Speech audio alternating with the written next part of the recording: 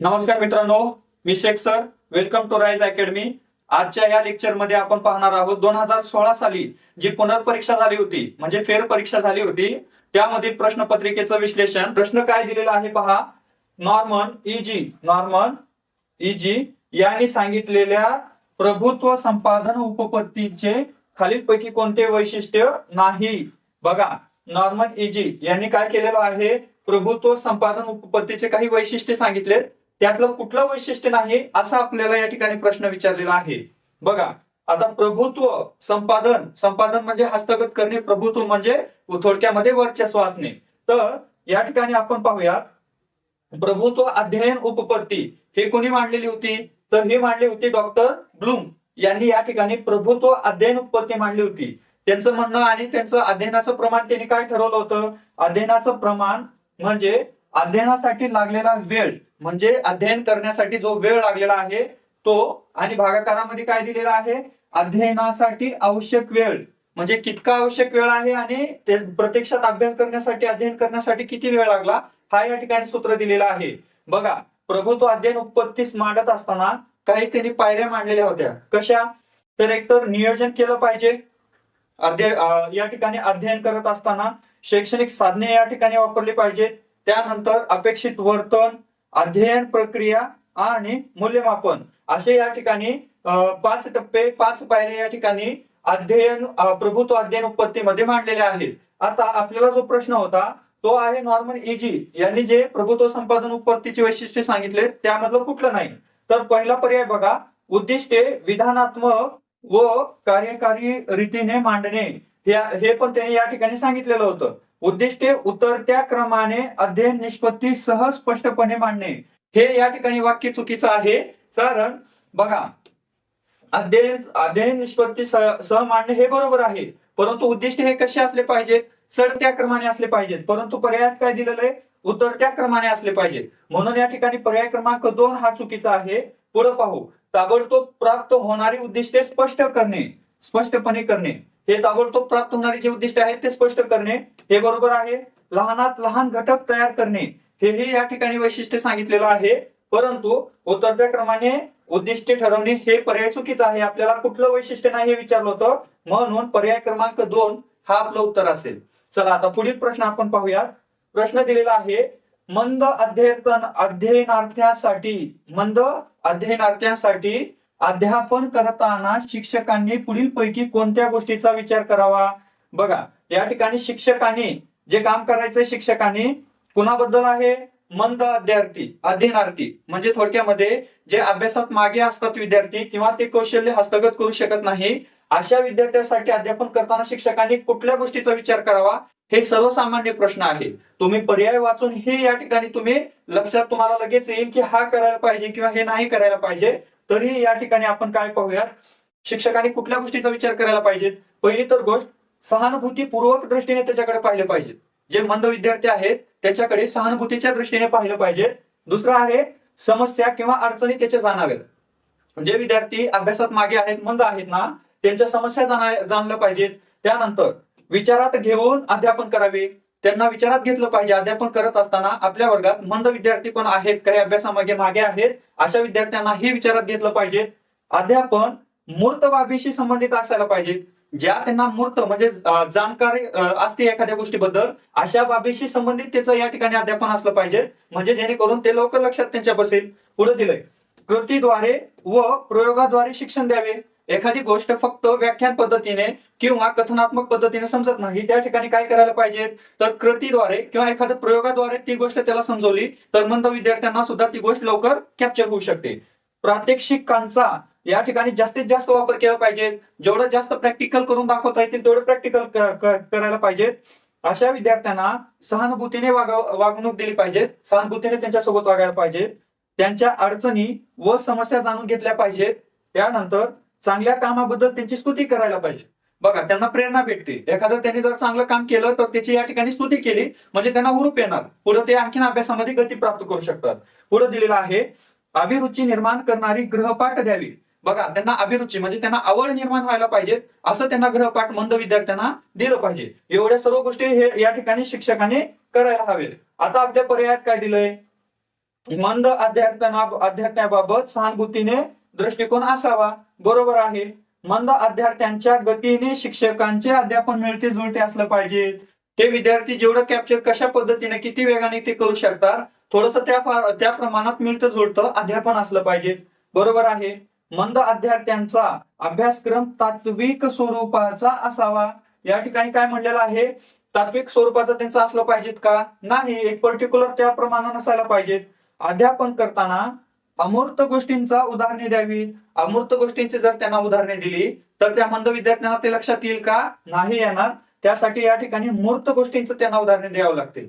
मग आपलं बरोबर उत्तर काय असणार आहे? अ आणि ब, पर्याय क्रमांक 1 हा आपलं या ठिकाणी उत्तर असेल. चला आता पुढील प्रश्न आपण पाहूया. बघा, व्यक्तिभेद निर्माण होण्यातील प्रमुख घटक परिस्थिती होय. असे तर दिलेले कोणते विधान योग्य नाही? योग्य नाही म्हणजे कुठलं विचारलंय आपल्याला? विधान कुठलं चूक आहे असं या ठिकाणी विचारलेलं आहे.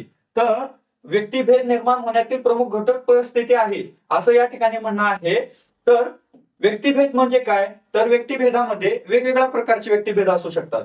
आता या ठिकाणी संज्ञात्मक व्यक्तिभेद आहे, भावनिक भेद आहे, व्यक्तिमत्व व्यक्तिभेद आहे, त्यानंतर वर्तनात्मक भेद आहे, शारीरिक भेद आहे, सामाजिक आर्थिक भेद आहे. या मागील लेक्चरमध्ये आपण ह्याच्यामध्ये डिटेल्स मध्ये पाहिलेलं आहे. परंतु या ठिकाणी काय आहे की या व्यक्तिभेदामध्ये व्याख्या सांगितलेली आहे आणि सांगितलेलं आहे की कोणते विधान योग्य नाही. बघूया. या ठिकाणी मी जे चार्ट दिलेला आहे तुम्ही याचा स्क्रीनशॉट काढून घ्या किंवा नोट्स काढून घेऊ शकता. या ठिकाणी बघा दिलेला आहे, जन्मानंतर बाहेर जे भौतिक सामाजिक परिस्थिती असते त्याचा बालकावर परिणाम होतो. बरोबर आहे. जन्म झाल्याच्या नंतर बाहेरील जी परिस्थिती आहे भौतिक आणि सामाजिक त्याचा परिणाम बालकावर होत असतो. एकाच आई वडिलांची मुले तात्कालिक कौटुंबिक परिस्थितीमुळे व त्याच्या कुटुंबातील भिन्न स्थानामुळे असत नाहीत. चुकीचं आहे. या ठिकाणी वेगवेगळ्या प्रकारचं एकाच कुटुंबातील मुलांचं वेगळ्या प्रकारचं व्यक्तिभेद असू शकतो. पुढे पाहू. झोपडपट्टीत राहणारी मुले व सधन कुटुंबात राहणारी मुले यांच्या जाणीवेत समजशक्ती व वर्तनामध्ये फरक असतो. बरोबर. झोपडपट्टीमध्ये आणि एखाद्या चांगल्या कुटुंबात राहणारी जी मुलं आहेत यांच्यामध्ये या ठिकाणी समजशक्ती आणि त्यांच्या वर्तनामध्ये डेफिनेटली त्या ठिकाणी फरक दिसून येतो. कारण जसं वातावरण असेल मूल तशा वातावरणामध्ये वाढत असतं. या ठिकाणी बघा, सारखी बुद्धिमत्ता असलेली पण आर्थिक विषमता असलेली मुले यांच्यामध्ये शैक्षणिक दृष्ट्या फरक पडत जातो. बरोबर आहे. बुद्धिमत्ता सारखी आहे दोन्ही विद्यार्थ्यांची, परंतु एकाची आर्थिक स्थिती चांगली आहे आणि आर्थिक स्थिती एकाची कमी असेल तर त्याचा शैक्षणिक दृष्ट्या फरक पडतो ना. त्याला चांगलं एज्युकेशन भेटतं, पैसे असल्यामुळे चांगल्या कॉलेजमध्ये चांगल्या शाळेमध्ये त्याला ऍडमिशन भेटतं, इंग्लिश मिडियमला भेटतं. परंतु बुद्धिमत्ता असून एखाद्याकडे जर पैसा नसेल तर तो काय करणार? एखाद्या जिल्हा परिषदेच्या मराठी मीडियमच्या शाळेमध्ये घेणार, म्हणजे डेफिनेटली शैक्षणिक दृष्ट्या त्यामध्ये फरक पडतो. तर आपलं पर्याय क्रमांक 2 हा या ठिकाणी उत्तर असेल. चला आता पुढील प्रश्न पाहूया. बघा, अनुवंशाचा अध्ययनावर परिणाम होतो या विधानाला खालीलपैकी कोणती उदाहरणे पुष्टी देतात? बघा, म्हणजे जे जेनेटिक्स आहे त्या जेनेटिक्सचा अध्ययनावर काय परिणाम होतो याच्यासाठी कुठली पुष्टी देतात? तर पाहू. बघा, अध्ययनात विद्यार्थ्याचा जन्मजात क्षमतांचा विचार आवश्यक असतो. बरोबर आहे. त्याच्या जन्मजात काही क्षमता असतात त्याचा या ठिकाणी विचार आवश्यक आहे. बालकाच्या विकासाची दिशा अनुवंशिकतेवरून ठरवता येते. बरोबर आहे. काही वेळा त्याच्या या ठिकाणी विकासाची दिशा त्याच्या अनुवंशिकता काय आहे त्याच्यावरून ठरवता येतं. पुढे बघा, प्रत्येकाची उपजत वृत्ती फलक लक्षात घेऊन अध्ययन प्रक्रियेचे नियोजन व मापन करावे. बरोबर आहे. म्हणजे प्रत्येकाचे या ठिकाणी कौशल्य वेगवेगळं असू शकतं, त्याप्रमाणे या ठिकाणी नियोजन आणि त्याचं मापन करावं लागतं. बालकामध्ये आढळणारी व्यक्ती भिन्नता ही अनुवंशिकतेच्या भिन्नतेमुळे आढळते. बरोबर. त्याच्यामध्ये त्याच्या पर्सनॅलिटीमध्ये किंवा व्यक्तिभेदामध्ये कशाचा वाटा असू शकतो? अनुवंशिकतेचा.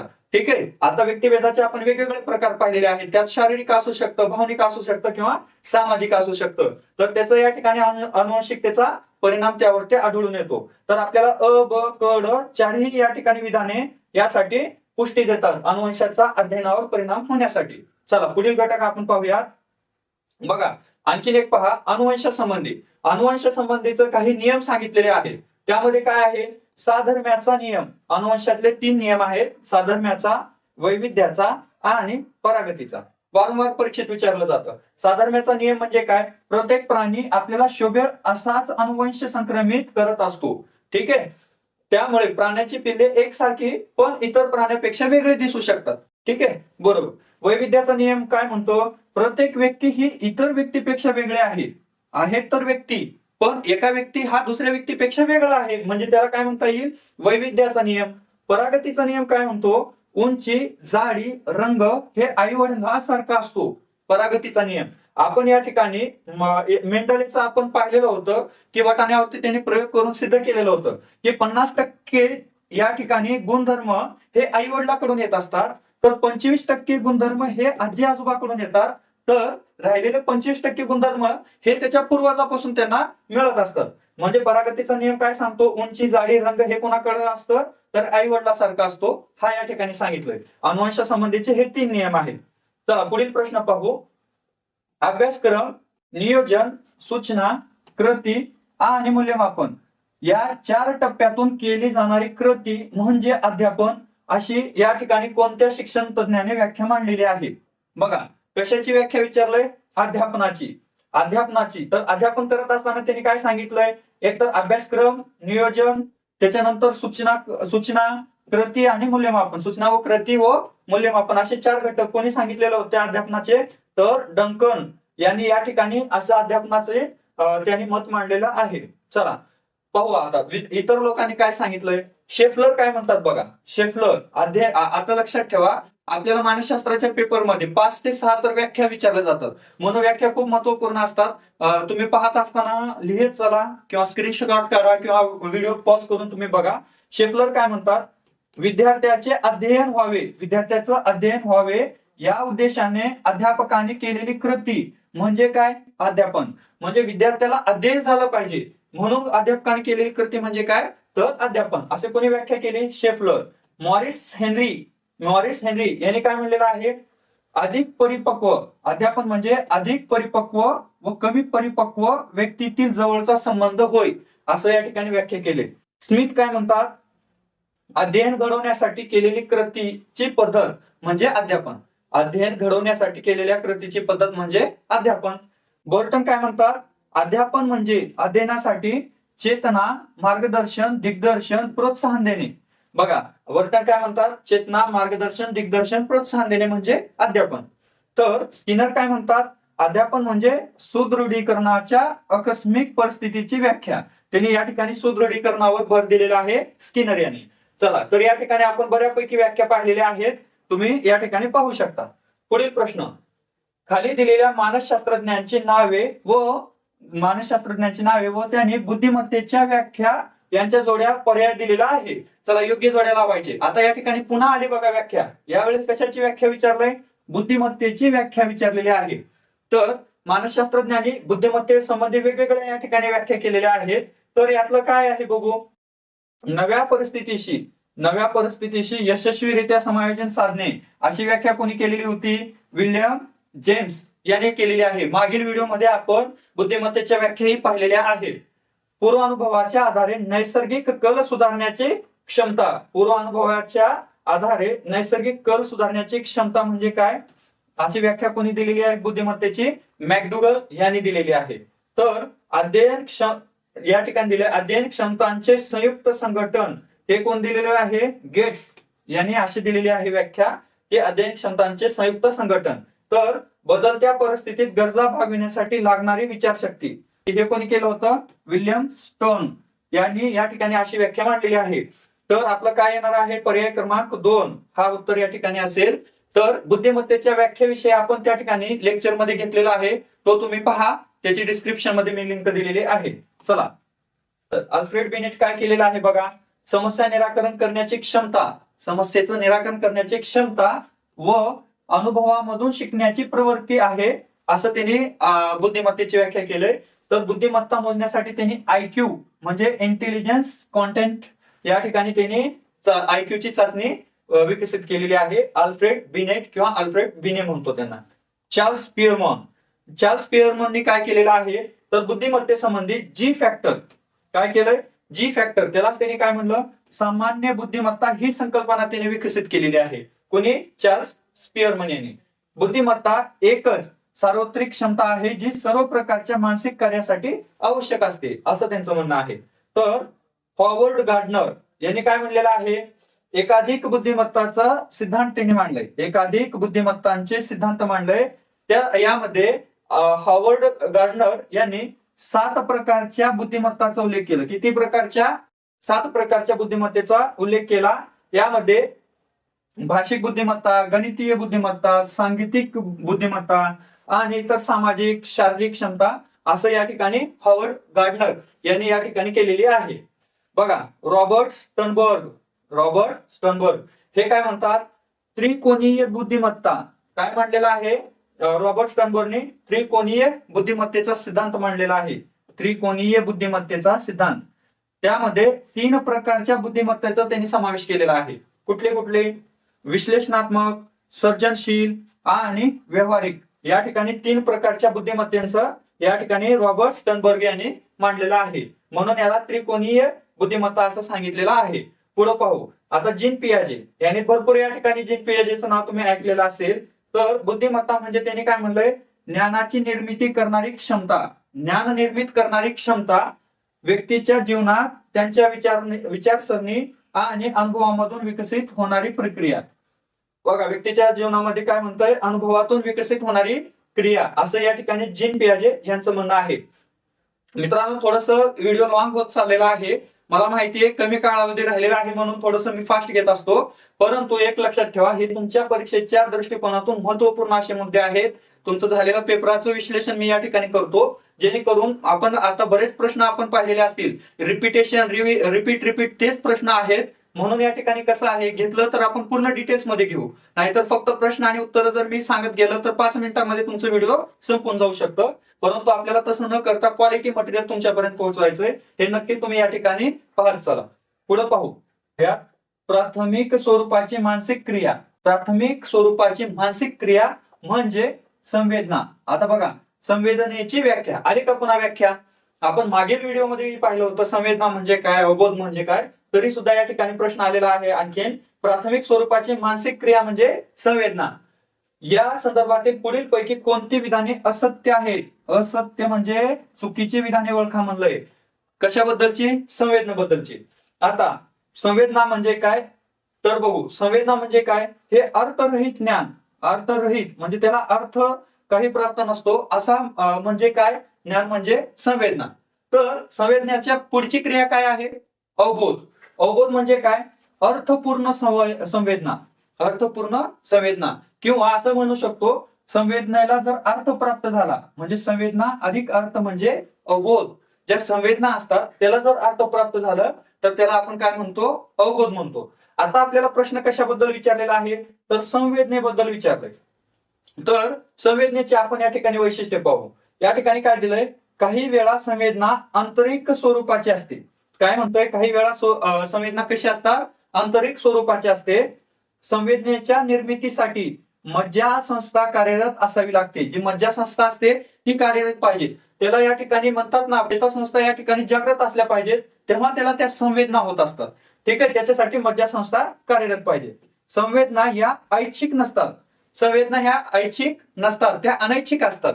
ठीक आहे, संवेदना ही बाह्य उद्दीपकाची जाणीव करून देणारी प्राथमिक स्वरूपाची क्रिया आहे. बरोबर, बाह्य उद्दीपकाद्वारे जर आपल्याला कशा गोष्टीची, कुठल्याही गोष्टीचे या ठिकाणी जाणीव करून देण्याचं काम काय करत असतात? संवेदना करत असतात. प्रत्येक प्राण्याची संवेदन क्षमता ही भिन्न असते. बरोबर आहे, प्रत्येक व्यक्तीची किंवा प्राण्याची सुद्धा संवेदन क्षमता ह्या वेगवेगळ्या असू शकतात. अर्भकाच्या बाबतीत निर्मळ, शुद्ध, स्वच्छ संवेदना असतात. जे अर्भक असतात त्यांच्या बाबतीत काय असतात? त्यांच्या संवेदना ह्या निर्मळ, शुद्ध आणि स्वच्छ असतात. पुढे बघू, संवेदनेला जर अर्थ प्राप्त झाला तर त्याला काय म्हणता येईल? अवबोध. अवबोध म्हणजे काय? संवेदनेला अर्थ प्राप्त होतो. प्रौढ व्यक्तीत शुद्ध संवेदना नसतात, ते मॅच्युअर्ड झालेले असतात त्याच्यामध्ये. तर त्या ठिकाणी थोडस ते काय म्हणतात? शुद्ध संवेदना त्यांना नाही असं सांगू शकतो आपण. संवेदना ही ज्ञान प्रक्रियेतील महत्वाची प्राथमिक बोधावस्था आहे किंवा बोध प्रक्रिया आहे. जेव्हा या ठिकाणी ज्ञान प्राप्त करण्यासाठी सर्वात महत्वाचं काय आहे तर संवेदना या ठिकाणी महत्वाची ठरते. ज्ञानेंद्रियाच्या क्षमतेवर संवेदन क्षमता अवलंबून असते. बघा, ज्ञानेंद्रिय जे आहेत आपले त्याच्यावरती काय असतं, संवेदन क्षमता अवलंबून असते. किती संवेदना आपल्याला होतात, जाणीव किती होते, त्वचा असेल, नाक असेल, कान असेल, डोळे असेल, या सर्वांवरती अवलंबून काय असतात, आपल्या संवेदना असतात. हे आपण वैशिष्ट्य पाहिलं. आता प्रश्नाकडे येऊ. संवेदना ही शुद्ध निर्भेळ असेलच असे नाही. नाही, चूक आहे.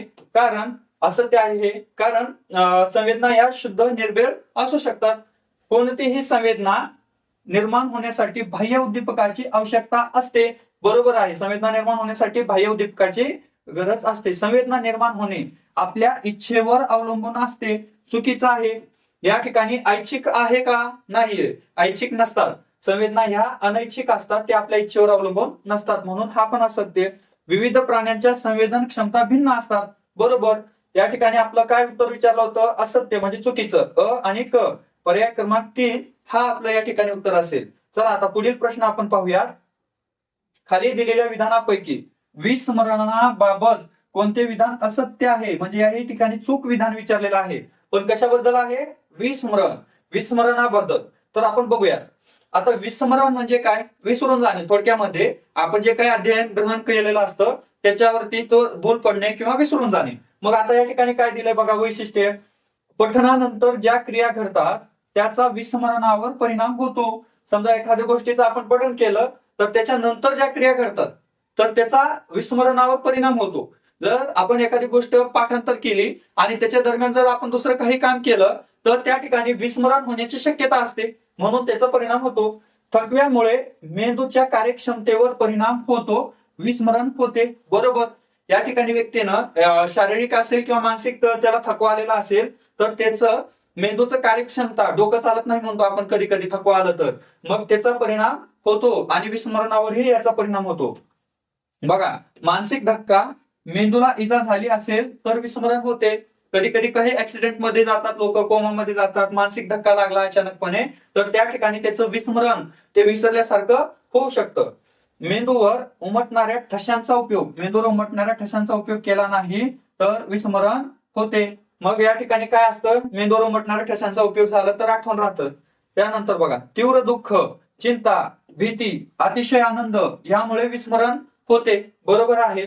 अति दुःख झालं, चिंता असेल, भीती असेल किंवा अतिशय आनंद झाला तर विसरण्याची शक्यता असते.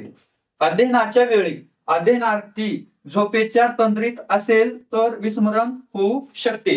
या ठिकाणी अध्ययन करत असताना जर झोप येत असेल तर त्यावेळेस विस्मरण होण्याची शक्यता असते. चला आपल्या प्रश्नाकडे येऊ. बघा आता काय सांगितलेलं आहे. जसा काळ पुढे जातो तसे पूर्वीच्या गोष्टी विस्मरणात जातात. बरोबर आहे. काळाप्रमाणे जर काही गोष्टी आपण विसरून गेलो तर ते विसरण्याची शक्यता असते. आठवणीत न ठेवलं तर विसरू शकतात. पठणानंतर ज्या क्रिया घडतात त्याचा विस्मरणावर परिणाम होत नाही. चूक. या ठिकाणी पठणाच्या नंतर जर काही घटना घडल्या तर त्याचा विस्मरणावर परिणाम होत असतो.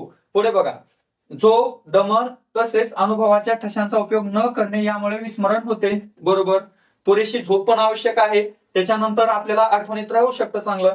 पुरोगामी व प्रतिगामी निरोधन हे विस्मरणाचे कारण आहे. बरोबर. पुरोगामी आणि प्रतिगामी हे या ठिकाणी विस्मरणाचे कारण ठरू शकतात. तर पर्याय क्रमांक 2 हा आपला असत्य आहे. उत्तर आपलं 2 येईल. चला पुढील प्रश्न आपण पाहू. अध्ययन या संज्ञेस खालीलपैकी कोणते विधान लागू पडत नाही? म्हणजे खालीलपैकी कुठले विधान अध्ययनासाठी लागू पडत नाही असं विचारले.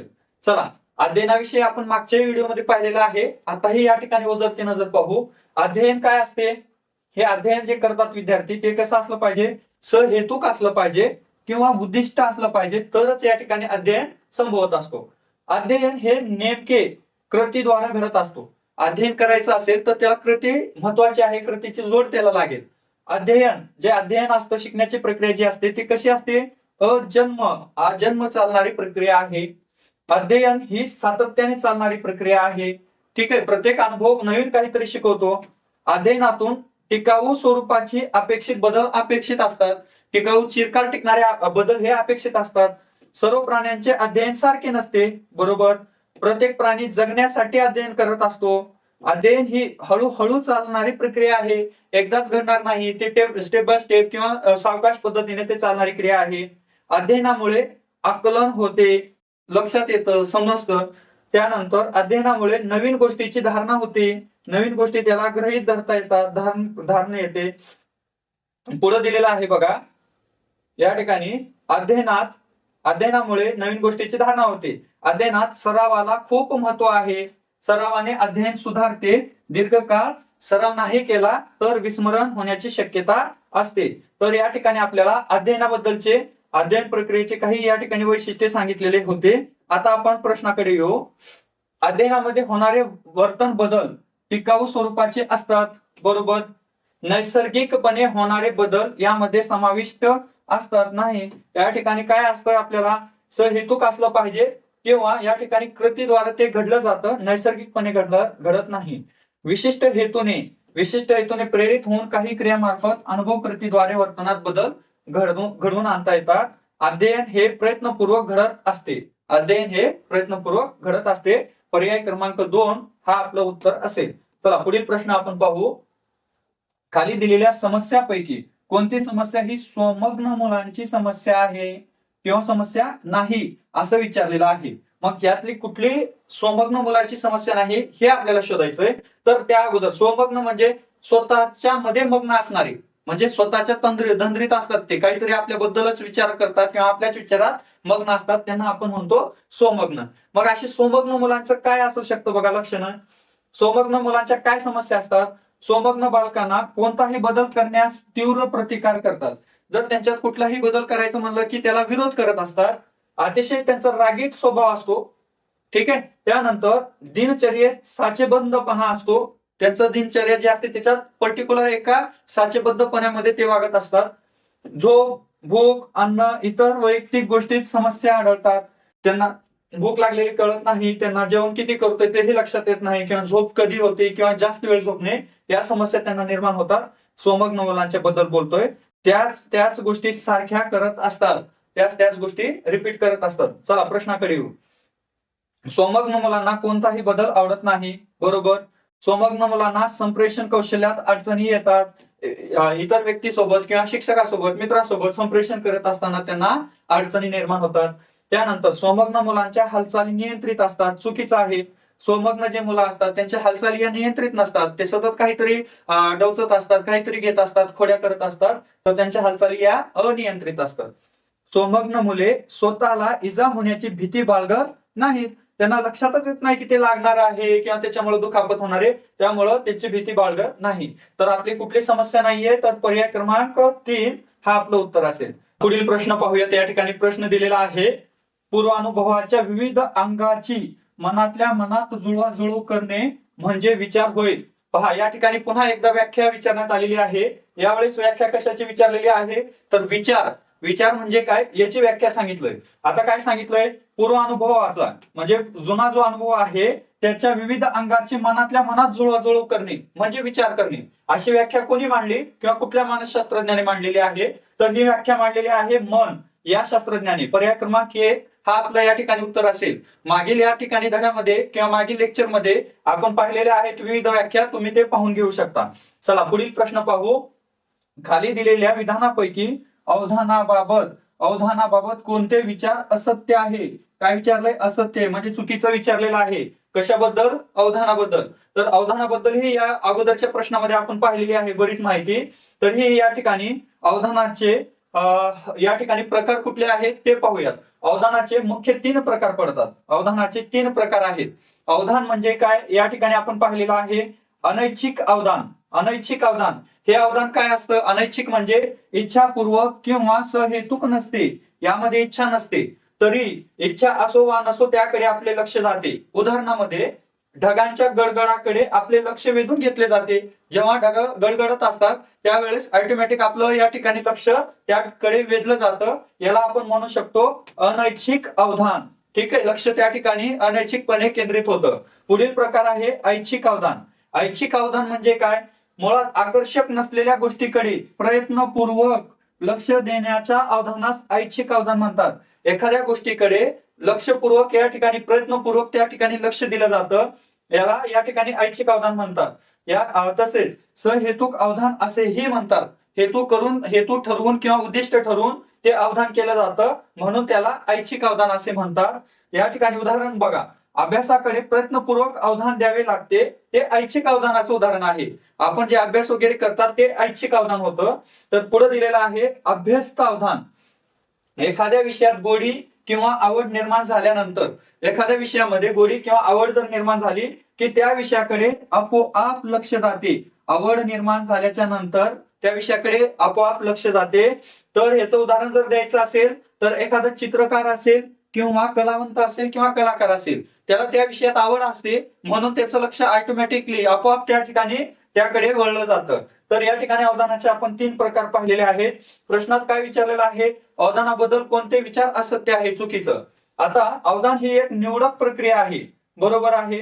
अवधानामुळे ज्ञानग्रहण व आकलन होते, हे पण बरोबर आहे. ज्ञानग्रहण होऊ शकते, अवधान केल्यामुळे ज्ञानग्रहण होते, आकलन क्षमता आपली वाढते. एका वेळी एकापेक्षा अधिक गोष्टीवर अवधान केंद्रित करता येते, चुकीचं आहे. एक वेळा एकाच गोष्टीवरती आपण लक्ष केंद्रित करू शकतो, त्यालाच आपण अवधान म्हणतो. म्हणून हे वाक्य आपलं चुकीचं असणार आहे. अवधान जसे बाह्य गोष्टीवर एकाग्र होते तसे आंतरिक बाबीवरही होते, हे पण बरोबर आहे. म्हणून आपलं या ठिकाणी असत्य विधान पर्याय क्रमांक 3 हे असणार आहे. चला आता पुढील प्रश्न आपण पाहूयात.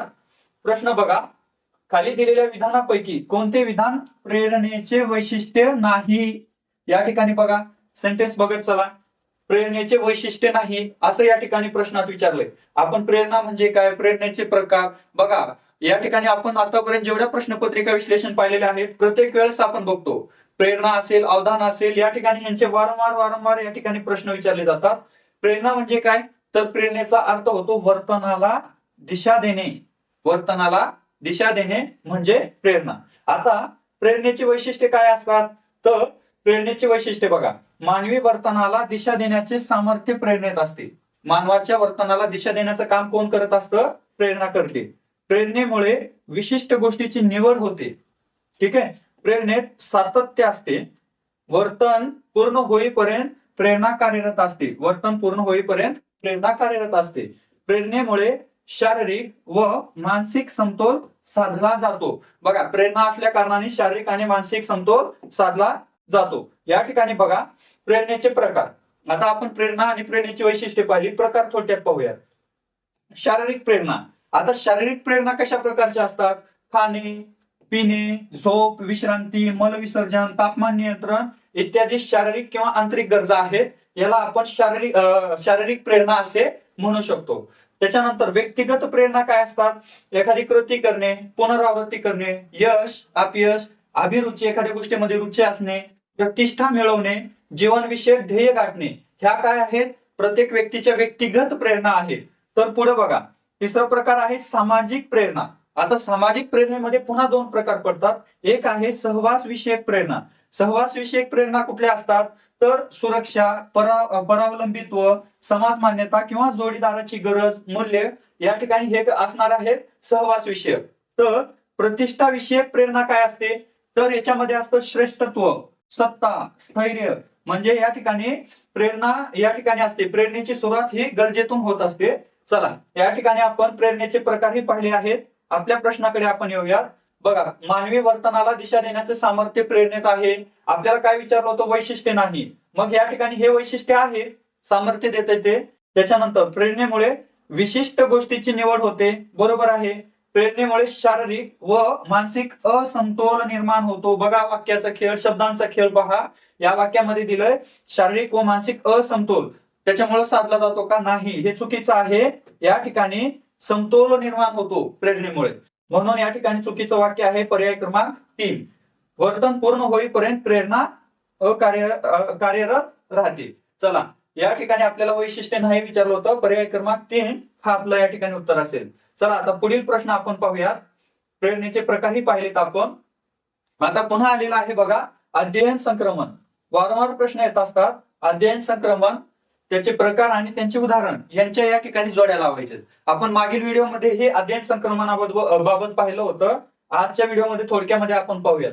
अध्ययन संक्रमण म्हणजे काय, तर एका विशिष्ट परिस्थितीत मिळवलेले ज्ञान, संपादित केलेले कौशल्य, तंत्र, वृत्ती, सवयी याचा उपयोग जेव्हा दुसऱ्या परिस्थितीत आपणास होतो, म्हणजे कसा होतो की तो अनुकूल असू शकतो, प्रतिकूल असू शकतो किंवा कोणताच नाही, तेव्हा त्यास आपण काय म्हणू शकतो? अध्ययनाचं संक्रमण होणे असं म्हणतो. एका परिस्थितीतील ज्ञान दुसऱ्या परिस्थितीमध्ये एकतर अनुकूल, प्रतिकूल किंवा कुठलाच होणार नाही, त्याला काय म्हणायचं? अध्ययन संक्रमण. आणि याच वरून आपल्याला अध्ययन संक्रमणाचे 3 प्रकार पडतात. त्यामध्ये आहे धन संक्रमण, ऋण संक्रमण आणि शून्य संक्रमण. आता बघूया धन संक्रमण म्हणजे काय. एका परिस्थितीत केलेल्या अध्ययनाचा दुसऱ्या परिस्थितीत करावयाच्या अध्ययनावर अनुकूल परिणाम होतो, तेव्हा अशा अध्ययनास धन संक्रमण म्हणतात. एका परिस्थितीतील ज्ञान दुसऱ्या परिस्थितीत कामात येतं, त्याला काय म्हणू शकतो आपण? धन संक्रमण. तर याचं एक उदाहरण द्यायचं असेल तर संस्कृत विषयाचा अभ्यास, संस्कृत भाषेचा अभ्यास हा मराठी अभ्यासास पूरक ठरतो. जर संस्कृत विषयाचा अभ्यास जर येत असेल तर तो मराठीचा अभ्यास करत असताना त्याला पूरक ठरतो, म्हणून ते काय झालं? धन संक्रमण. तर ऋण संक्रमण म्हणजे काय? एका परिस्थितीत केलेल्या अध्ययनाचा दुसऱ्या परिस्थितीत करावयाच्या अध्ययनावर विपरीत परिणाम होतो. अनुकूल होणार नाही तर विपरीत परिणाम होतो, तर अशा अध्ययनास ऋण संक्रमण असे म्हटलं जाईल.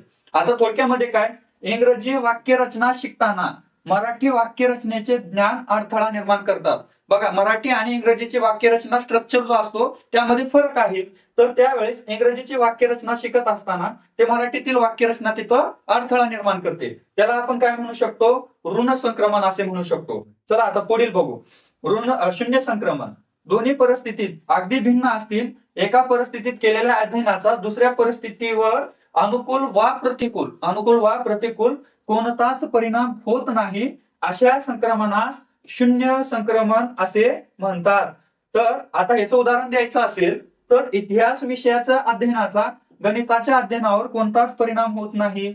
आता जर इतिहास विषयाचा तुम्ही अभ्यास केलेला असेल किंवा अध्ययन केलेला असेल आणि गणिताचं जेव्हा अध्ययन करतो तर त्याच्या कन्सेप्टमुळं, इतिहासाच्या विषयाच्या नॉलेजमुळं किंवा ज्ञानामुळं गणिताचा अभ्यास करताना काही परिणाम होणार नाही. पॉझिटिव्ह वा निगेटिव्ह कुठल्याही प्रकारचा त्या ठिकाणी परिणाम होणार नाही, म्हणून त्याला या ठिकाणी शून्य संक्रमण असे म्हणू शकतो. चला आपल्या प्रश्नाकडे येऊ.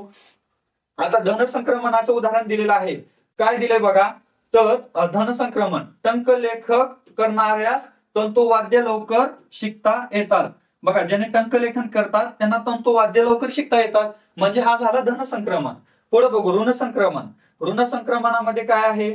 जर्मन भाषा शिकताना अडखळणारा विद्यार्थी इंग्रजी देखील हळू वाचतो. ज्याला जर्मनी भाषा शिकताना अडथळतो तो या ठिकाणी इंग्रजी भाषा शिकताना हे अडथळू शकतो. शून्य संक्रमण म्हणजे काय?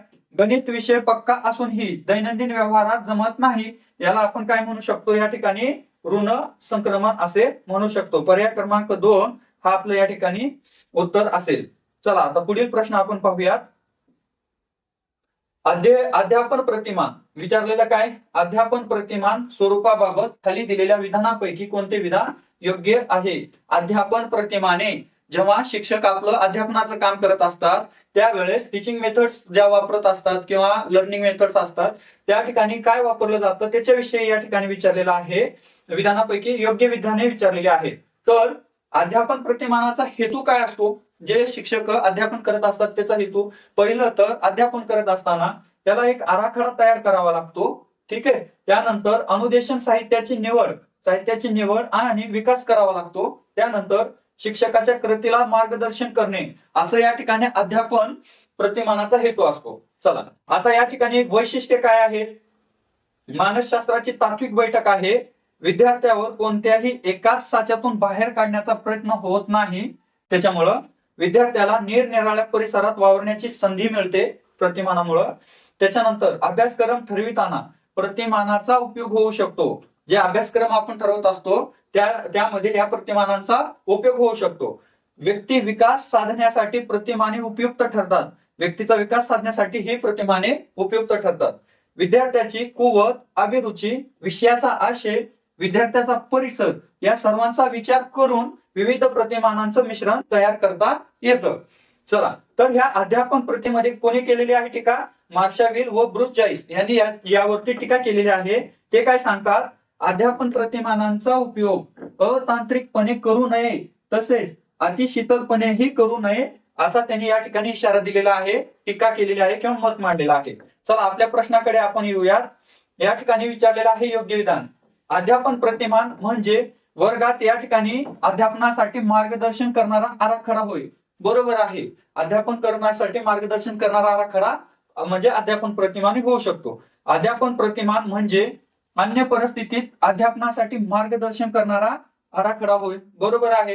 कुठल्याही परिस्थितीमध्ये अध्यापन करण्यासाठी अध्यापन प्रतिमाने हे उपयुक्त ठरत असतात. अध्यापन प्रतिमान वापरताना साचेबंदपणा असावा लागतो. चूक या ठिकाणी लवचिकता असली पाहिजे. साचेबंदपणे या ठिकाणी अध्यापन प्रतिमाने वापरू शकत नाही. म्हणून आपलं या ठिकाणी क हा चुकीचा असेल. अ आणि ब पर्याय बरोबर आहे. पर्याय क्रमांक 1. चला आता पुढील प्रश्न आपण पाहूयात. बघा प्रश्न दिलेला आहे. प्रतिष्ठा प्राप्त झालेल्या प्रसिद्धी मिळालेल्या किंवा गुणसंपन्न अशा दुसऱ्या व्यक्तीच्या सानिध्यात राहून तिचा आपल्याशी घनिष्ठ संबंध आहे किंवा तिच्याशी आपले नाते आहे असे भासून आपली उणीव झाकण्याचा प्रयत्न करणे हे कोणत्या संरक्षण यंत्रणेच्या प्रकारात दिसतो? बघा, आपण संरक्षण प्रतिमाने हा या ठिकाणी मानसशास्त्रातला महत्वपूर्ण भाग आहे. आता मोठा प्रश्न आहे, हे उदाहरण दिलेलं आहे. कशाबद्दलचं आहे? संरक्षण यंत्रणेबद्दल. आपण यावरती संरक्षण यंत्रणेचा अक्षय सरांचा या ठिकाणी व्हिडिओ आपण आपल्या ग्रुपवरती प्लेलिस्ट मध्ये द राईज अकॅडमीच्या युट्यूब चॅनलवरती प्लेलिस्ट मध्ये तुम्हाला ते दिसेल. मानसशास्त्राचा व्हिडिओ मध्ये संरक्षण यंत्रणेचं प्रकार आणि त्यांचं विश्लेषण केलेलं आहे, ते तुम्ही नक्की बघा.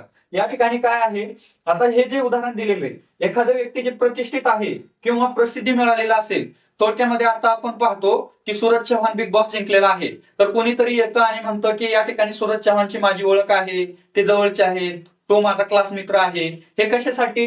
तर खोट्या प्रतिष्ठेसाठी, घनिष्ठ संबंध किंवा त्याच्याशी नाते आहे हे जेव्हा भासवत असतात त्यावेळेस ह्याला कुठला संरक्षण यंत्रणेचा प्रकार म्हणला जाईल? तर हा असतो या ठिकाणी तादत्म्य असे या प्रकारच्या संरक्षण यंत्रणेला म्हटलं जातं. थोडक्यामध्ये आणखी दुसरे कुठले प्रकार आहेत आज पण आपण पाहूयात. बघा, या ठिकाणी संरक्षण यंत्रणा म्हणजे काय? तर मानवी वर्तनाचे सामर्थ्य करण्याच्या पद्धतीनं मानसिक तंत्रांना काय म्हटलं जातं? संरक्षण यंत्रणा. म्हणजे वर्तनाचं सामर्थ्य करणारी पद्धती जी असते त्याला संरक्षण यंत्रणा म्हणतात. तर आता प्रकार बघा, आपण ओव्हरऑल बघणार आहे. डिटेल मधले व्हिडिओ आपण टाकलेला आहे. बघा, दिवा स्वप्न म्हणजे काय? जीवनातील इच्छा व स्वप्न पूर्ण झाली नाहीत. जीवनातील इच्छा आणि स्वप्न ज्याचे पूर्ण झालेले नाहीत ती व्यक्ती काय करत असते? दिवसा स्वप्न पाहते. त्याला या ठिकाणी देवा स्वप्न असं म्हणतात. पुढे बघा, समर्थन म्हणजे काय? एखाद्या कृतीत आपली चूक झाली असतानाही मान्य न करता इतरांना खऱ्या अर्थाने वाटेल अशा सबबी सांगणे म्हणजे समर्थन करणे. बघा, आपली एखादी वेळेस चूक झालेली असते, पण मी किती खरं आहे हे पटवून देण्याचा जो प्रकार केला जातो त्याला म्हटलं जाईल समर्थन. बघा, प्रक्षेपण म्हणजे काय? आपला दोष दुसऱ्याच्या माथी मारणे म्हणजे प्रक्षेपण. आपली चूक असते किंवा आपण काहीतरी चुका केलेल्या असतात, ते आपण काय करणार? दुसऱ्याच्या डोक्यावरती टाकणार म्हणजे काय? प्रक्षेपण. ते प्रकार कुठला येणार आहे? प्रक्षेपण. तर प्रतिपुरण म्हणजे काय? बघा, एखाद्या क्षेत्रात यश मिळवता आले नाही तर त्याची भरपाई दुसऱ्या क्षेत्रात यश मिळवून करणे म्हणजे काय? एका ठिकाणी गेलं काय, आता काही जणाला आपण परीक्षा तयारी करत असतो, शिक्षक नाही बनला पण PSI बनला, याच्यामध्ये काय करू शकतो? प्रतिपुरणाला म्हणू शकतो. काय म्हणलं? एखाद्या क्षेत्रात यश मिळवता आले नाही म्हणून त्याची भरपाई दुसऱ्या क्षेत्रातील यश मिळवून करता येईल. चला, तारतम्य जे आजच्या परीक्षेत आपल्याला आजच्या या पेपरमध्ये सांगितलेलं आहे. तारतम्य म्हणजे काय? आपली प्रतिष्ठा वाढवण्यासाठी काही प्रसिद्ध व्यक्तीच्या छायेत राहतात. बघा, आपली स्वतःची प्रतिष्ठा किंवा इमेज बनवण्यासाठी, स्टेटस दाखवण्यासाठी प्रसिद्ध व्यक्तीच्या ते छायेत राहत असतात. त्याच्यानंतर बघा, दमन म्हणजे काय? आपल्या मनात येणाऱ्या वाईट वासना, विचार दडपून टाकायची कृती म्हणजे दमन. आपल्या मनामध्ये जे काही वाईट विचार किंवा वासना, विचार दडपून टाकण्याचा जो प्रकार आहे त्याला आपण या ठिकाणी म्हणू शकतो दमन. पुढे बघा, दिलेला आहे दांभिक आजार. पुढचा प्रकार आहे दांभिक आजार. म्हणजे काय? बघा, कठीण परिस्थितीतून सही सलामत बाहेर पडण्यासाठी, माघार घेण्यासाठी आजारी असण्याची बतावणी करणे. बघा, एखाद्या वेळेस संकट आलेलं असेल किंवा त्या ठिकाणी त्याला वाटलं की घाबरून जाऊन तो काय करतो की मी आजारी आहे किंवा आजारी पडल्याचं भासून त्या ठिकाणी तो मार्ग काढण्याचा प्रयत्न केला जातो. त्याला म्हणतात दांभिक आजार. म्हणजे सोंग घेणे किंवा ढोंग घेणे जे म्हणतो ना, त्याला म्हणायचं दांभिक आजार. पुढे पाहू, आत्मताडण. हे विसरण्यासारखे असतात. बघा, तारतम्य, आत्मताडण म्हणजे काय? स्वतःला शिक्षा करून घेणे, एखाद्या वेळेस चूक झाली हे लक्षात आल्याच्या नंतर स्वतःच्या थोबाडीत मारून घेणे किंवा कुठली तरी वस्तू आपल्याला मारून घेणे किंवा जखम करून घेणे, आणि यातून काय सिद्ध करायचं असतं की त्या ठिकाणी मी ती चूक केलेली नाहीये किंवा ती चूक मला या ठिकाणी माझ्याकडून घडलेली नाहीये असं त्या ठिकाणी दाखवून ते आपलं मोठेपणा दाखवत असतात की मी चूक स्वीकारली असं समजून त्या ठिकाणी स्वतःची प्रतिष्ठा वाढवण्याचा ते प्रयत्न असतो, त्याला म्हणतात आत्मताडन. विस्थापन, विस्थापन बघा, विस्थापन काय, एखाद्याचा आलेला राग हा दुसऱ्यावरती, राग दुसऱ्यावर काढणे म्हणजे विस्थापन. चला, नकारात्मकता, नकारात्मकता निगेटिव्हिटी बघा काय म्हणतोय, असहकार ठेवून काही वेळा समायोजन साधण्याचा प्रयत्न केला जातो. उदाहरणार्थ मोबाईल घेतला नाही तर मी बोलणार नाही, म्हणजे बघा असहकार वृत्ती, त्याला काय म्हणतात नकारात्मकता. म्हणजे काही झालं नाही, मला मोबाईल नाही घेतला तर मी जेवणार नाही किंवा मी बोलणार नाही, अशी जी वृत्ती केलेली असते त्याला म्हणतात नकारात्मकता. तर एकंदरीत आपण या ठिकाणी संरक्षण यंत्रणेचे प्रकार पाहिलेले आहेत. तर आपल्या या ठिकाणी प्रश्नाचं उत्तर काय होतं, तारतम्य. चला पुढील प्रश्न आपण पाहूयात. बघा मित्रांनो, थोडस व्हिडिओ लॉंग होत आहे पण हे तुमच्यासाठी महत्वाचं आहे, विश्लेषणामुळे तुम्हाला येणाऱ्या परीक्षेमध्ये याची मदत होईल. चला पुढील प्रश्न आपण पाहू. खालीलपैकी कोणती वर्तन अभ्यासाची पद्धती ही शास्त्रशुद्ध वस्तुनिष्ठ असून काढलेले निष्कर्ष विश्वसनीय असतात? बघा, पहिलं या ठिकाणी आपण 2013चं 14चं आणि त्यानंतर 16चं पेपर पाहिलेले आहेत. यामध्ये बऱ्याच या ठिकाणी मूल्यमापनाच्याही आपण पद्धती पाहिलेल्या आहेत. यामध्ये जी पद्धत आता सांगितलेली आहे वर्तन अभ्यासाची, ही पद्धत कशी आहे, एकतर शास्त्रशुद्ध हा शब्द आला आणि निष्कर्ष हे विश्वसनीय आहेत, हे जेव्हा येताना पडताळा करून केलेले असतात त्यावेळेस नक्कीच या ठिकाणी प्रायोगिक पद्धत अवलंबलेली असते. ठीक आहे, आता या ठिकाणी वेगवेगळ्या पद्धतीचे वर आपण एक सेपरेट व्हिडिओ बनवूया. आता सध्या पुढे पाहूया आपण प्रश्न, वर्तन अभ्यासाच्या थोडक्यात पद्धती. बघा, आता जे शास्त्रीय पद्धती असतात, त्या शास्त्रीय पद्धती कुठल्या आहेत, प्रायोगिक पद्धत, सर्वेक्षण पद्धत, मनोविश्लेषण आणि वैकसिक, ह्या काय झालेल्या आहेत, शास्त्रीय पद्धती आहेत. प्रायोगिक पद्धत पण त्यामध्ये आलेली आहे. तर अशास्त्रीय पद्धत म्हणजे काय, प्रयोग, दंतकथा, आत्मनिरीक्षण, या काय आहेत, अशास्त्रीय पद्धती आहेत. थोडक्यामध्ये वर्तन अभ्यासाचे हे ओळख करून घेतलेले आहे. डिटेल्स मध्ये आपण व्हिडिओ यावरती बनवूया. पुढील प्रश्न पाहू.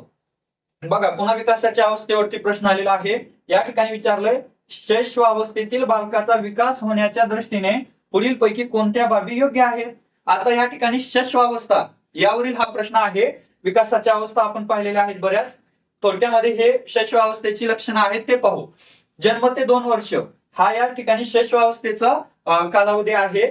या काळातील मूल सर्वस्वी दुसऱ्यावर अवलंबून असते, दुसऱ्यावर डिपेंड असतं, ते आई वडिलांवरती, घरावरती ते अवलंबून असते, इतर लोकांवर.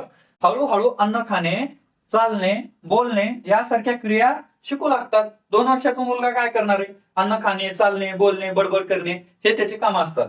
शैशवावस्थेत ज्ञानेंद्रियाचा विकास वेगाने होत असतो. परंतु या वयामध्ये काय असतं, त्यांचं या ठिकाणी कॅप्चर करणे, निरीक्षण करणे ही क्षमता खूप स्ट्रॉंग असते. या ठिकाणी बुद्धीचा त्यांचा विकास होत असतो, तर ज्ञानेंद्रियाचा विकास या ठिकाणी वेगाने होत असतो. पुढे बघा, या वयात भीती, प्रेम, क्रोध या भावना तीव्र असतात. या वयातील मुलामध्ये 2 वर्षापर्यंतच्या भीती असेल किंवा प्रेम असेल किंवा राग असेल हे खूप तीव्र असतात. शिशुशाळेत दिले जाणारे शिक्षण हे अनौपचारिक असते. त्यांना जर शाळेत टाकलं, शिशु शाळेमध्ये, तिथलं शिक्षण हे कसं असलं पाहिजे, अनौपचारिक असलं पाहिजे. औपचारिकरित्या त्यांना शिक्षण देता येईल का त्या मुलांना, नाही, अनौपचारिकपणे त्यांना शिक्षण दिलं पाहिजे. चला, या ठिकाणी आपल्या प्रश्नाकडे आपण येऊया. प्रश्नात दिलेला आहे, कुठल्या बाबी योग्य आहेत? शिशु शाळेतून दिले जाणारे शिक्षण हे औपचारिक स्वरूपाचे असावे. बघा, पुन्हा शब्दाचा खेळ, अनौपचारिक पाहिजे तर इथं दिलेला आहे औपचारिक, म्हणून पर्याय क्रमांक 1 हा आपला चुकीचा असेल. पुढे बघा, दिलेला आहे, शैक्षणिक कार्यक्रमाची कालमर्यादा ही कमी वेळाची असली पाहिजे. त्यांना दिवसभर बसून ठेवू शकतो का आपण शैशवावस्थेतील शिशु शाळेमध्ये? नाही, त्यांच्या ठिकाणी 1 तासभर, 1.5 तासभर या ठिकाणी शाळा त्यांची ठेवली जाते. बालकांना चांगल्या सवयी लावाव्यात. या वयामध्ये त्या बालकांना चांगल्या सवयी लावल्या तर ते शेवटपर्यंत राहतात. बालकाकडून अनेक कृती करून घ्याव्यात. यांच्याकडून अनेक कृती केल्यामुळं त्यांच्या बौद्धिकतेला चालना मिळते. म्हणून ब, क, ड पर्याय क्रमांक 3 हा आपलं या ठिकाणी उत्तर असेल. चला तर आता पुढील प्रश्न आपण पाहूया. या ठिकाणी बघा, हा प्रश्न रद्द केलेला आहे. मूल्यमापनाच्या निरीक्षण तंत्राविषयीचा हा प्रश्न होता. कुठलं, निरीक्षण तंत्रावर प्रश्न होता, परंतु हा आयोगाकडून योग्य उत्तर न दिल्या कारणाने रद्द करण्यात आलेला आहे. चला आपण पुढे जाऊयात. पुढील प्रश्न पाहूयात. थॉर्नडाईकच्या संयोजनवादी उपपत्तीचा पाया कोणता आहे? चला, आपण भरपूर वेळेस थॉर्नडाईक यांच्या उपपत्तीबद्दल पाहिलेला आहे. आपण प्रश्न पाहूयात. मानसशास्त्रीय निष्कर्ष हे रक्ताभिसरण संस्थेशी निगडीत असणे चुकीचं आहे. रक्ताभिसरण संस्थेशी रिलेटेड नसतात. चेतक व प्रतिसाद यांच्यामध्ये परस्पर संबंध निर्माण होणे आपण पाहिलेलं आहे. थॉर्नडाईकचं या ठिकाणी प्रयत्न प्रमाद उत्पत्तीमध्ये चेतक व प्रतिसाद यांच्यामध्ये त्यांचा परस्पर संबंध निर्माण झालेला असतो, तरच त्या ठिकाणी त्यांची उत्पत्ती काम करते, म्हणून हा त्याचा पाया आहे. पुढे पाहूयात. अध्ययन प्रक्रियेत कृतीला महत्व न देणे चुकीचं आहे. कृतीला महत्व आहे अध्ययन प्रक्रियेत असं सांगितलेलं आहे. चेतकाचे प्रतिसादाशी सहचर्य निर्माण झाले नाही तरीही अध्ययन होते. बघा, सहचर्यवादी उत्पत्तीमध्ये थॉर्नडाईकची उत्पत्ती येते, त्याच्यात म्हणलेलं आहे की सहचर्य निर्माण नाही झालं तर अध्ययन होते. चुकीचं आहे. सहचर्य निर्माण झाल्याशिवाय अध्ययन होणार नाही असं त्यांच्या उत्पत्तीत सांगितलेलं आहे. तर आपल्याला विचारलं होतं पाया कोणता, तर चेतक व प्रतिसाद यांच्यामध्ये परस्पर संबंध निर्माण होणे हा त्याचा पाया आहे. पर्याय क्रमांक 2 उत्तर. चला पुढील प्रश्न. डॅनियल गोलमन यांच्या भावनिक बुद्धिमत्तेच्या लक्षणे व त्यांच्या योग्य जोड्यांचा पर्याय या ठिकाणी सांगितलेला आहे. बघा, आता त्यांच्या व्यक्तिगत क्षमता आणि त्यांची लक्षणे कुणाचं आहे? डॅनियल गोलमन यांचे भावनिक बुद्धिमत्तेशी संबंधित आहे.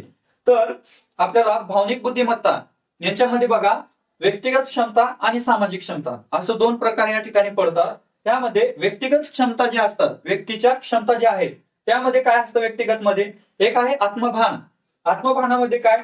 स्वतःच्या भावना जाणणे, स्वतःची अभिरुचीच्या मर्यादा बलस्थाने जाणणे.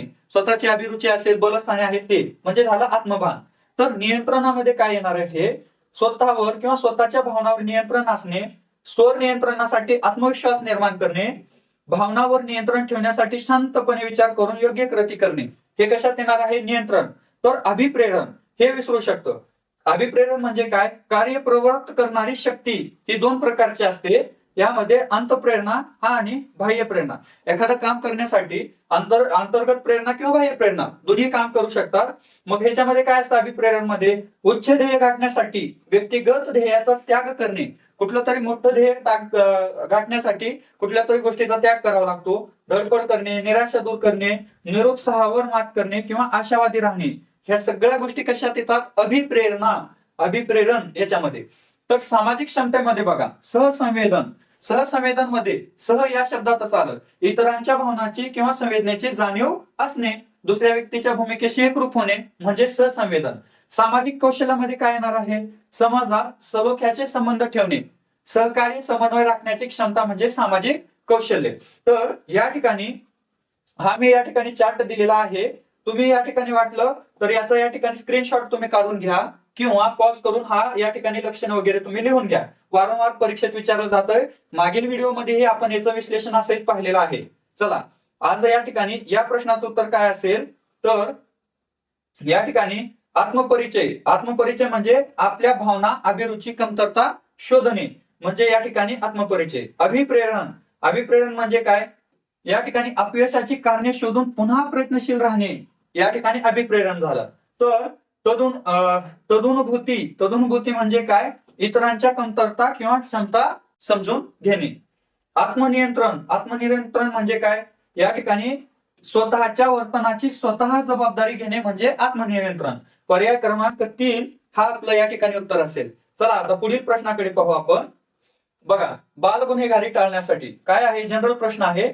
बाल गुन्हेगारी टाळण्यासाठी कोणत्या बाबी सहाय्यभूत ठरतात? बघा, काही प्रश्न मानसशास्त्रामध्ये आतापर्यंत एवढ्या प्रश्नपत्रिका आपण पाहिल्या 3 ते 4 प्रश्न असे असतात, म्हणजे ते एकदम तुम्हाला जनरल प्रश्न असतात. ते कुठल्या पुस्तकातून वाचून किंवा कुठलंही एखादी थेरी वगैरे समजून घेण्याची आवश्यकता नाही. त्यानंतर तो प्रश्न असतात उपयोजनात्मक. म्हणजे तुम्हाला काय सांगितलेलं आहे? गुन्हेगारी टाळण्यासाठी कोणत्या बाबी सहाय्यभूत? कौटुंबिक स्वास्थ्य असणे हे पण महत्वाचं आहे. संघर्ष व दमन यांचा मानसिक झगडा टाळणं हे महत्वाचं आहे. मुलांना कठोर शासन करणे हे चुकीचं आहे. मुलांना कठोर शिक्षा देऊन किंवा कठोर शासन करून त्यांची बाल गुन्हेगारी कमी करता येईल का? तर नाही. त्याच्यानंतर लैंगिक भ्रष्टाचार व अनैतिकता टाळणे, याच्यामुळे काय होऊ शकतं? तर बाल गुन्हेगारी टळू शकते. तर पर्याय क्रमांक 2 हा आपलं उत्तर असेल. आणखीन याच्याविषयी आपल्याला काही माहिती भेटली तर आपण नक्की पुरवू. चला, खालीलपैकी कोणत्या व्याख्या समायोजनाच्या आहेत? बघा, आणखीन व्याख्या आली. आता ह्या वेळेस व्याख्या काय आहे? समायोजन. समायोजनाची व्याख्या बघा.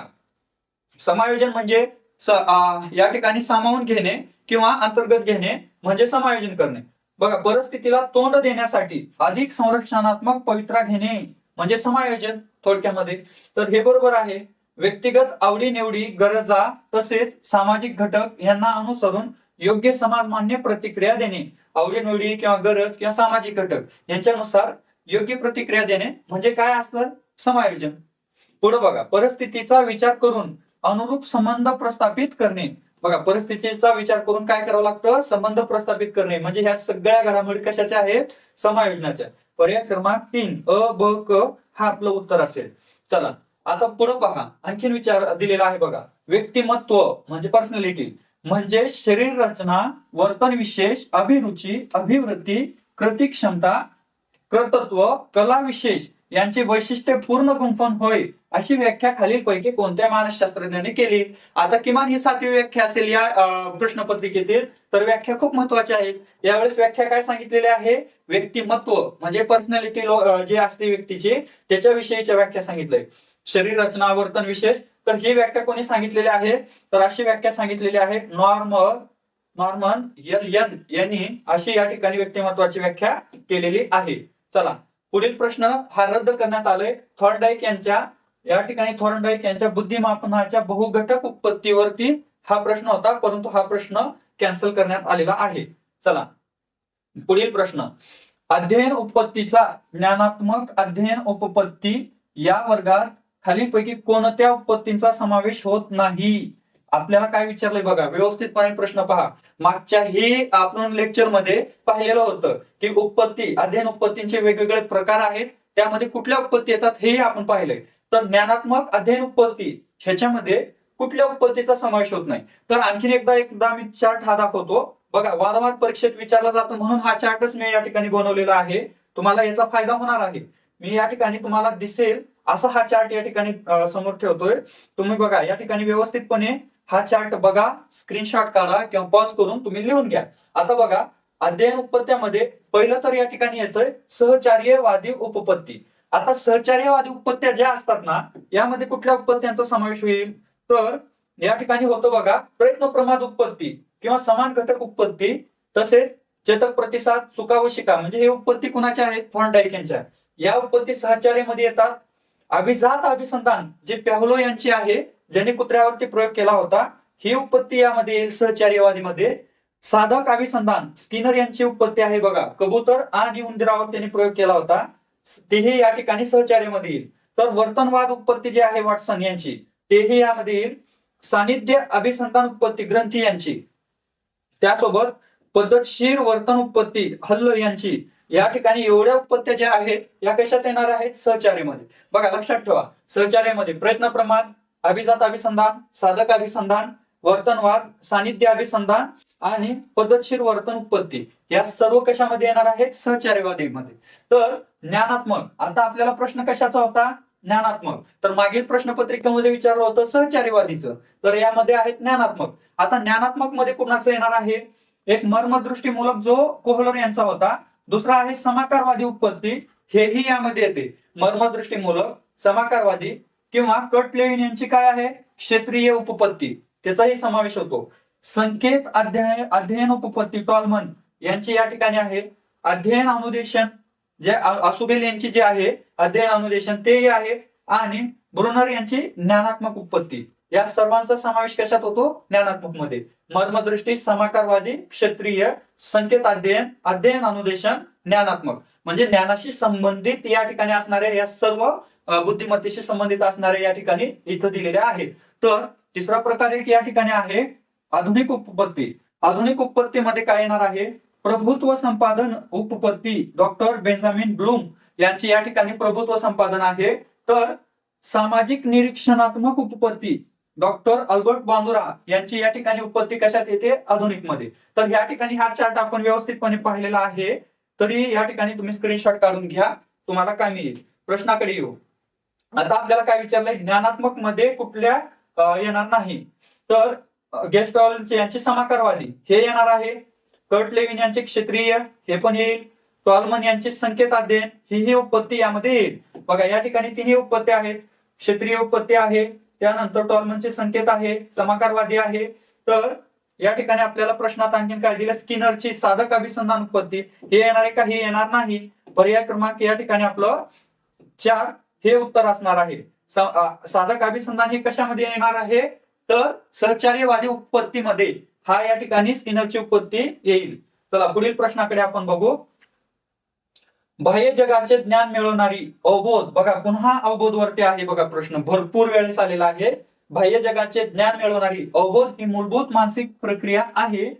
अध्ययनार्थ्याला बाह्य जगाचे ज्ञान मिळावे म्हणून प्रशिक्षकांनी पुढील पैकी कोणती बाब टाळावी. बघा बाह्य जगाचे ज्ञान मिळवत असताना प्रशिक्षकाने कुठली बाब टाळायला पाहिजे. चला एक जनरल प्रश्न आहे हा, बघूया. अध्ययनार्थ्याला विविध अनुभव घेऊ द्यावेत, बरोबर. विविध प्रकारचे अनुभव त्याला घेऊ द्यायला पाहिजे. कशासाठी आहे हे, बाह्य जगाचं ज्ञान मिळवण्यासाठी आहे. तर पूर्वग्रहामुळे चुकीचा बोध होत असेल तर तसा होऊ न देणे याची खबरदारी त्यांनी घेतली पाहिजे, बरोबर आहे. आकृती व पार्श्वभूमीला महत्व देऊ नये, या ठिकाणी काय आहे, आकृती व पार्श्वभूमीला महत्व देऊ नये असं या ठिकाणी चुकीचं आहे. त्या ठिकाणी त्याच्या मागच्या पार्श्वभूमीला जुन्या ज्ञानाशी सांगड नवीन ज्ञानाशी घातली पाहिजे, तर या ठिकाणी ते पर्याय चुकीचं होईल. अवबोधन रचनेला महत्व द्यावे हे पण बरोबर आहे. तर आपलं पर्याय क्रमांक 3 हा आपलं या ठिकाणी उत्तर असेल. चला आता पुढील प्रश्न आपण पाहूया. बॅगले काय आहे, बॅगले यांच्या अध्ययन संक्रमणाच्या उत्पत्तीमध्ये खालीलपैकी कोणत्या गोष्टीचा समावेश होतो. बघा अध्ययन संक्रमणाचा आताच आपण पाहिलेली आहे, बरीच माहिती या ठिकाणी पाहिले, त्याचे प्रकारही आपण पाहिलंय. तरी पण बॅगले यांनी काय म्हणलोय हे पाहूयात.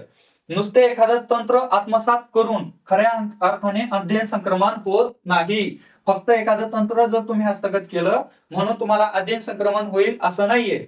सामान्यीकरण बरोबर ध्येयनिष्ठपणे केलं पाहिजे अध्ययन.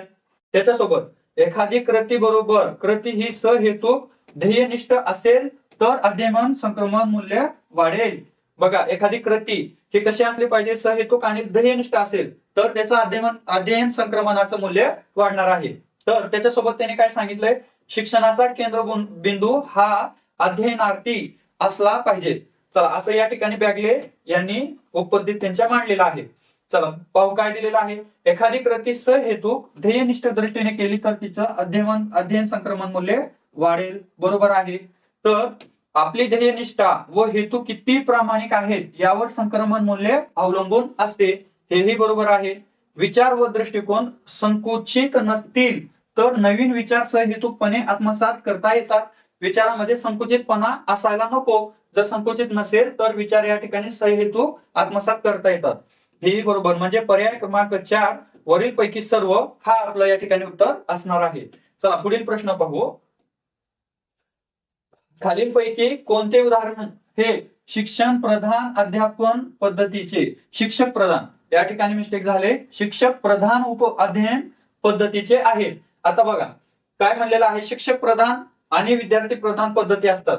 बघू अध्यापनाच्या पद्धती काय आहे, एक शिक्षक प्रधान. शिक्षक प्रधान म्हणजे काय, तिथं शिक्षक हा सर्वात मोठा त्या ठिकाणी प्रधान होऊन बसलेला असतो. त्या ठिकाणी व्याख्यान पद्धत आणि कथन पद्धत, एखादं व्याख्यान किंवा भाषण देत असताना फक्त शिक्षक हा एकतर्फी मार्गाने अध्यापन करत असतो, म्हणून त्याला शिक्षक प्रधान सांगितलेलं आहे. तर व्याख्यान आणि कथन पद्धती. तर दुसरा आहे विद्यार्थी प्रधान.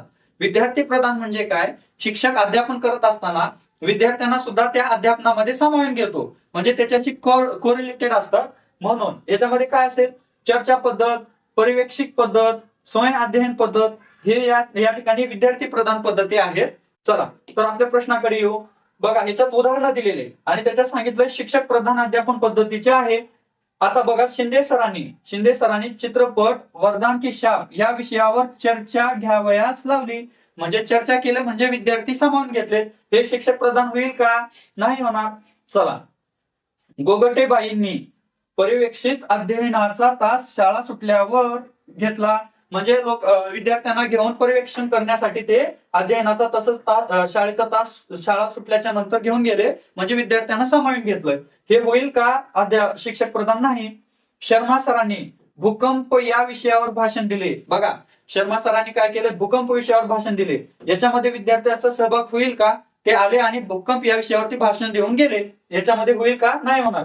म्हणजे हे झाली शिक्षक प्रधान. हे कशी पद्धत आहे? शिक्षक प्रधान पद्धत झालेली आहे. या ठिकाणी शिक्षक प्रधान पद्धती आहे.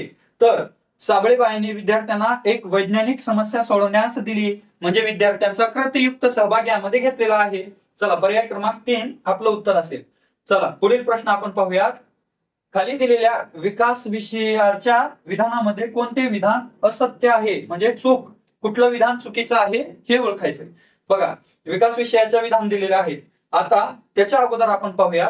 बघा, दोन कन्सेप्ट आहेत, एक आहे वाढ आणि दुसरा आहे विकास. आता बघा, वाढ काय आहे? वाढ ही एक मर्यादित आहे, मर्यादित संकल्पना आहे. तर विकास काय आहे? मर्यादा नाही, त्याला व्यापक संकल्पना आहे. वाढ काय असेल? तर वाढ ही संख्यात्मक असते, म्हणजे वाढ ही मोजली जाते. परंतु विकास हा काय आहे? गुणात्मक आहे, ते मोजता येणार नाही. वाढ ठराविक कालावधीत थांबते. एखादी वाढ काय असते? ठराविक कालावधीत थांबते. परंतु विकास हा अजन्म चालतो, मरेपर्यंत विकास हा चालू असतो. वाढीचे मोजमाप करता येते, बरोबर आहे. वाढ किती झाली हे मोजता येईल, परंतु विकास किती झाला याचं मोजमाप करता येत नाही. त्याच्यानंतर आकार, वजन आणि उंची असते. वाढीला काय असते? आकार, वजन, उंची असते. परंतु प्रगतीमध्ये याच्यामध्ये काय असते? प्रगतीचा बदल असतो विकासामध्ये.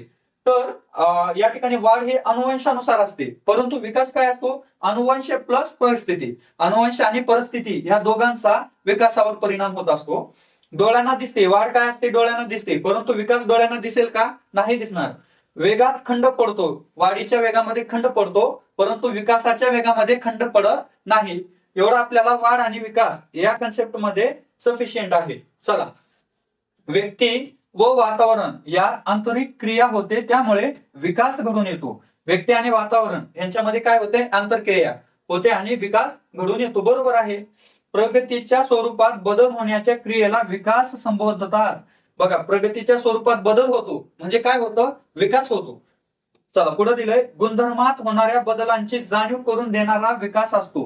व्यक्तीच्या गुणधर्मामध्ये बदल होत असेल तर त्याची जाणीव कोण करून देतं? आपल्याला विकास होतो, हे त्यावरून समजतं.